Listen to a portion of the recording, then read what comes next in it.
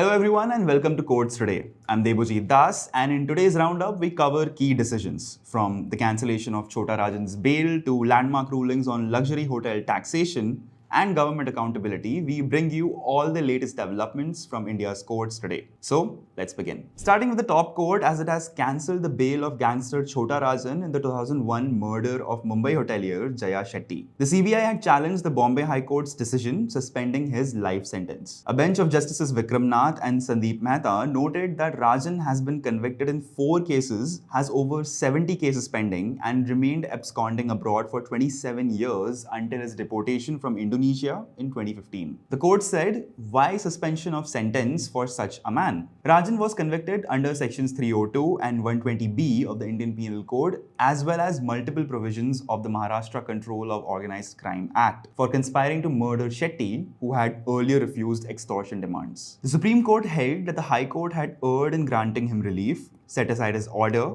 cancelled his bail, and directed that his life sentence continue. Moving on to an important development, as the Allahabad High Court has issued notice on a petition filed by ex-IPS officer Amitabh Thakur challenging parts of the Uttar Pradesh Lokayukta and UP Lokayukta Act 1975. Thakur argued that excluding the Chief Minister from the definition of public servant under Section 2G is arbitrary and undermines the very purpose of the Act. He also contested the proviso to Section 5, which allows Lokayuktas and UP Lokayuktas to remain in office beyond their fixed term until successors are appointed, calling it unconstitutional. A division bench of Justices Sangeeta Chandra and Brij Raj Singh held that the issues raised were maintainable, issued notice to the Advocate General, and directed that the matter be listed after service. However, it rejected Thakur's second plea, seeking a writ of quo warranto to remove the current Lokayukta and UP Lokayuktas. The court reasoned that the 2024 amendment capping tenure at 5 years or age 70 operates prospectively,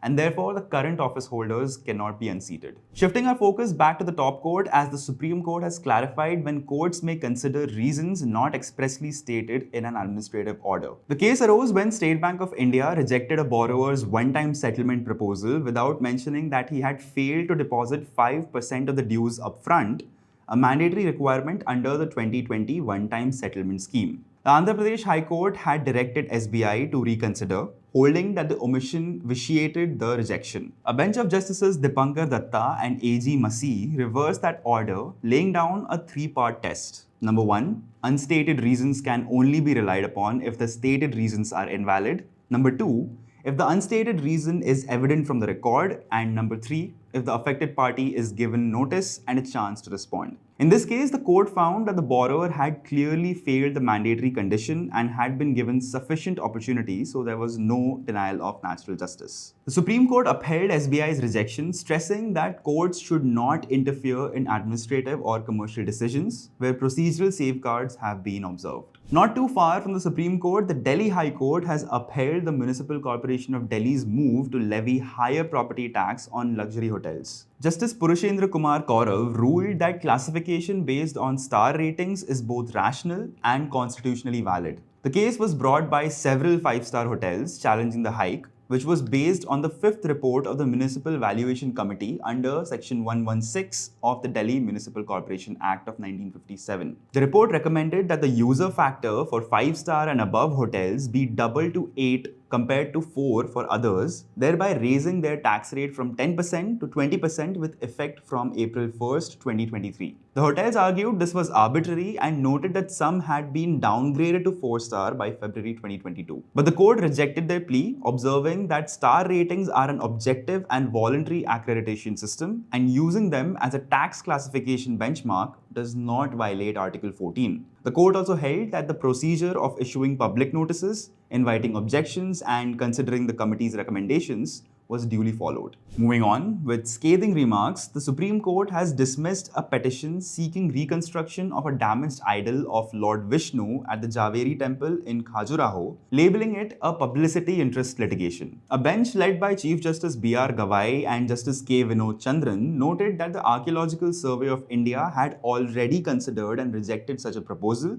consistent with international conservation norms. The petitioner argued that a headless idol deprived devotees of their right to worship, but the court observed that replacing or reconstructing ancient idols would alter the authenticity of protected monuments. Chief Justice Gawai remarked that if the petitioner was truly a devotee, prayer is the path available, not litigation. The court refused to interfere in what it considered a matter of expert archaeological policy. Next up, the Gujarat High Court has quashed the compulsory requirement of a Bank of India employee imposed in 2002 on allegations of assault and misconduct. A division bench of Justices A.S. Supehiya and R.T. Vachhani upheld a 2016 order of the Central Government Industrial Tribunal which had set aside the bank's disciplinary action. The tribunal had found serious procedural lapses. Neither the complainant nor the inquiry officer had been examined, and the evidence relied upon was insufficient even by the standard of preponderance of probabilities that governs departmental inquiries. The High Court held that the penalty was not only disproportionate but also amounted to victimization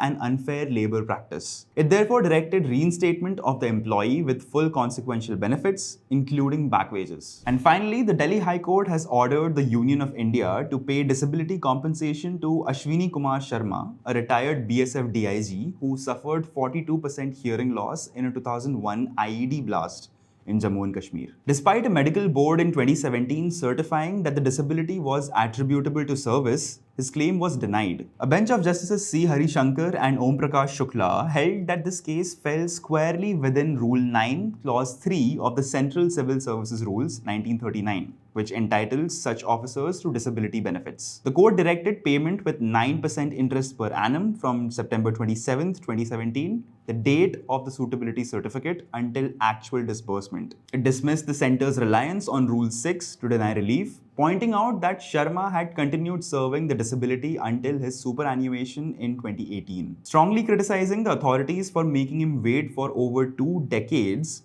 the court said an officer injured in the line of duty should not have to beg for what is rightfully his. That wraps up today's courts today. From high-profile criminal matters and administrative clarifications to protection of heritage, employee rights, and disability benefits, these rulings highlight how courts continue to interpret law in the interest of justice, fairness, and governance. Stay tuned for more updates on key judicial developments right here on LiveLaw. I'm Debojit Das.